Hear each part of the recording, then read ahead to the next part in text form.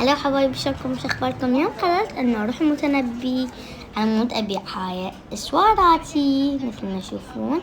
هنا بديت انه اصفط بيهم. هنا مثل ما تشوفون المتنبي بي كلش هواي ناس. اجاني ذني البنوتات بقى بس عاملين بيه وما اخذن.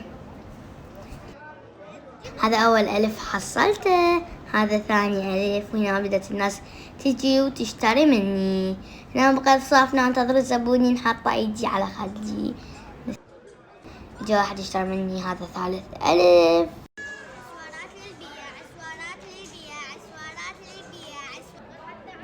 وهنا بديت ابيع ميداليات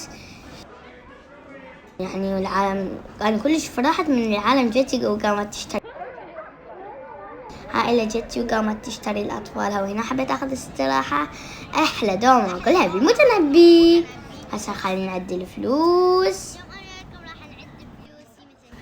هنا أنا عديت الفلوس وجمعت 16,000 من شغلي. نختمها بشاي مقهشة بندر.